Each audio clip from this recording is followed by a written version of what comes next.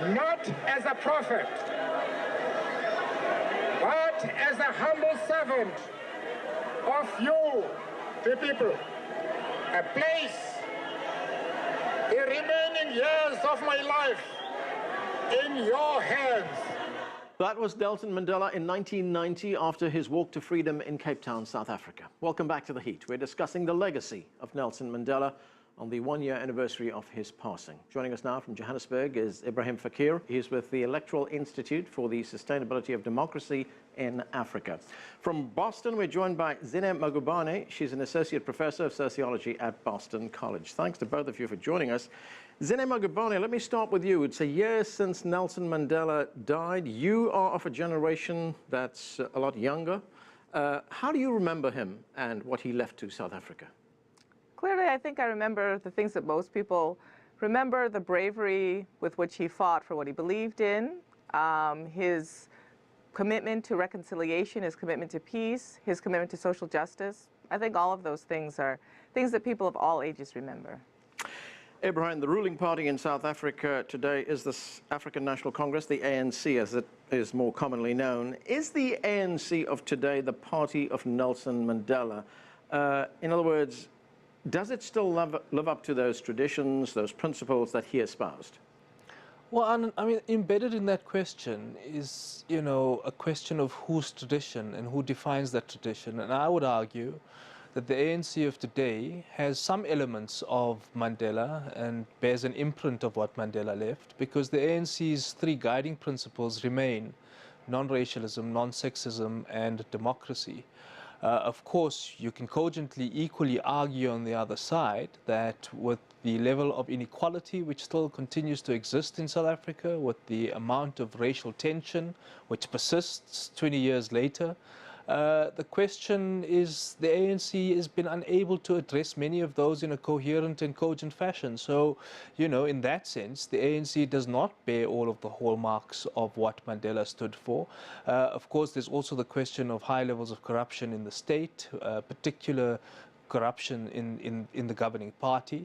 But the truth of the matter is that Mandela was a revolutionary and was the head of a political movement. The ANC in government as a political party may not bear all of the hallmarks that Mandela's legacy may have bequeathed, but it certainly does, as a political movement, continue to mobilize on the basis of non-racialism, non-sexism, and democracy. So I think the difficulty is that while Mandela may have bequeathed equality and freedom to a society, he hadn't himself really been engaged in the question of state building or state reconstruction, which really was the work which was begun under President Mbeki. So in that sense, the ANC, yes, bears both hallmarks of his legacy and of course doesn't bear some of the elements of what Mandela's legacy might have been.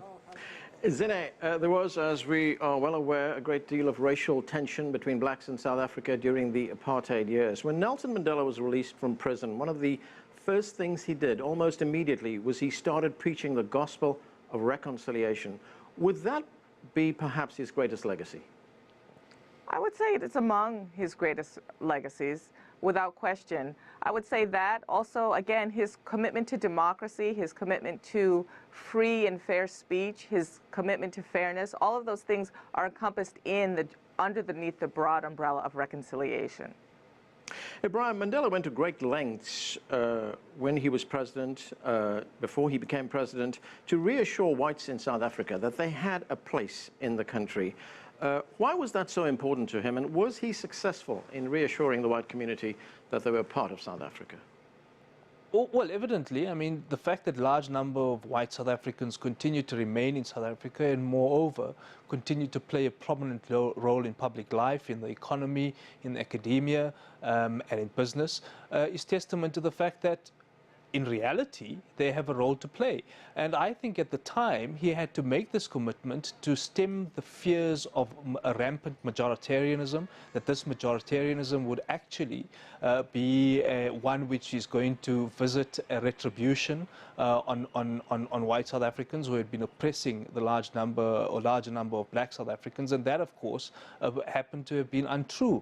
And nevertheless, he did think that as a gesture of peace, as a gesture of reconciliation, reconciliation as a gesture of reconstruction, but more importantly as a gesture of reintegration, of bringing the country together. That was a message he had to propound. But there's no doubt, even if you look at issues like shareholding on the Johannesburg Stock Exchange, where only 20% of actual shareholding belongs in black hands, evidently, white South Africans play a prominent and more importantly, a pronounced role in public life. So, of course, that was his legacy, and of course it was necessary, because I think he had the foresight and the vision to realize that the reconstruction project in this country couldn't happen without, even though it was a minority, it was still a significantly powerful minority.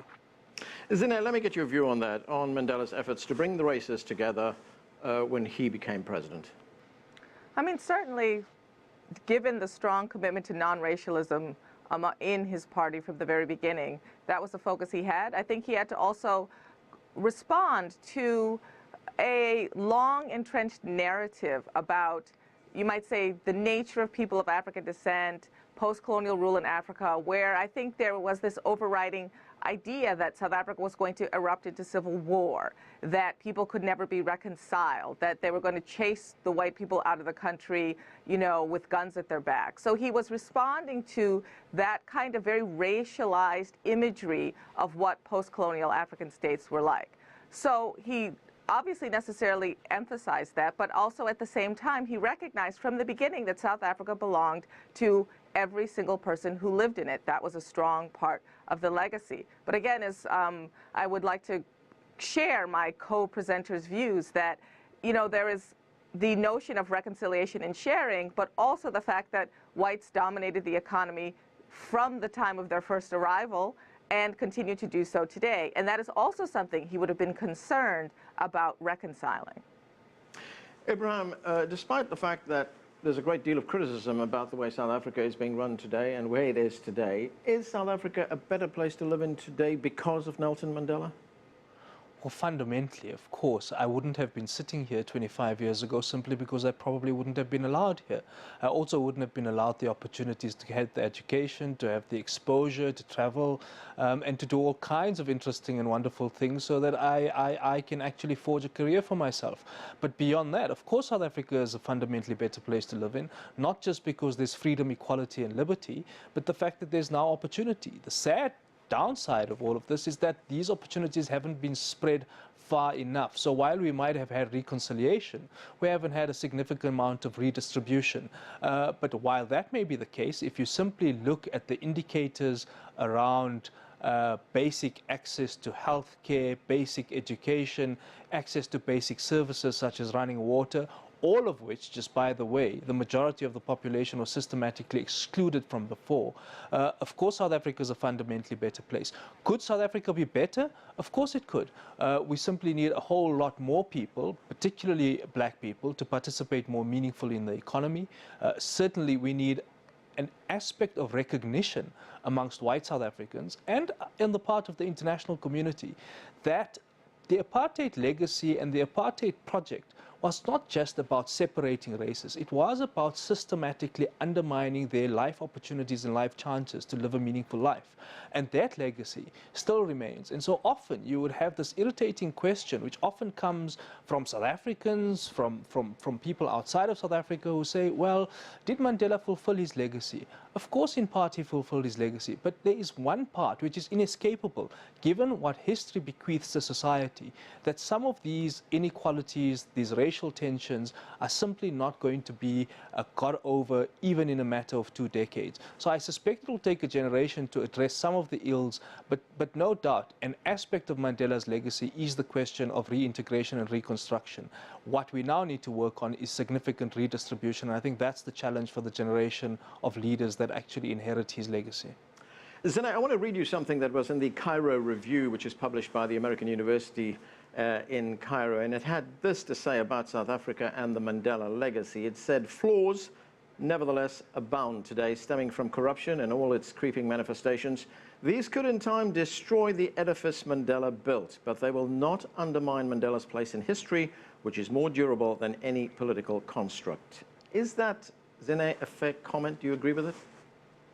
I agree with it to the extent that it is not characteristic of South Africa alone, but one could say virtually the same thing about the United States of America, that we live in a global context of concentrated wealth among a very small minority of people, concentrated wealth that is often the result of ill-gotten gains, that has recklessness with the environment, recklessness with regard to the lives of the poor, recklessness with regards to free speech. It's around the globe.